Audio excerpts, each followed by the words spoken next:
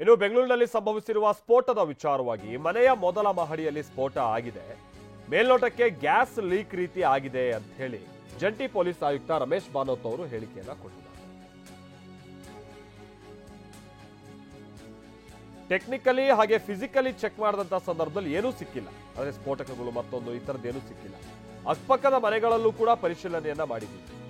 Cylinder ಯಾವುದು ಅಂತ ಪರಿಶೀಲನೆ ಮಾಡ್ತಾ ಇದ್ವಿ. ಅಕ್ಕಪಕ್ಕದ ಮನೆ ಅಲ್ಲಿನ ಸಿಲಿಂಡರ್ಗಳನ್ನು ಕೂಡ ನಾವು ಪರಿಶೀಲನೆ ಮಾಡ್ತಾ ಇದ್ದೀವಿ.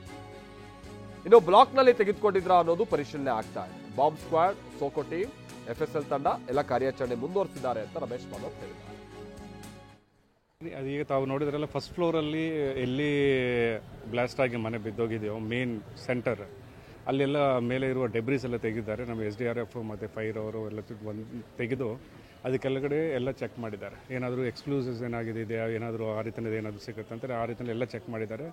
ಫಿಸಿಕಲಿ ಚೆಕ್ ಮಾಡಿದ್ದಾರೆ ಮತ್ತು ಟೆಕ್ನಿಕಲಿ ಚೆಕ್ ಮಾಡಿದ್ದಾರೆ. ಮತ್ತು ನಮ್ಮ ಡಾಗ್ ಸ್ಕ್ವಾಡ್ ಬಂದು ವೆರಿಫೈ ಮಾಡಿದಾಗ ಏನೂ ಸಿಗಲಿಲ್ಲ. ಬಟ್ ಏನಂದರೆ ಸ್ವಲ್ಪ ಈ ಪಿಲ್ಲೋಗಳು, ಬಟ್ಟೆಗಳು, ಆ ಹೀಟ್ ಇಂದ ಸ್ವಲ್ಪ ಶ್ರಿಂಕ್ ಆಗಿದ್ದು ಅದೆಲ್ಲ ಸಿಕ್ಕಿದ್ದೇವೆ.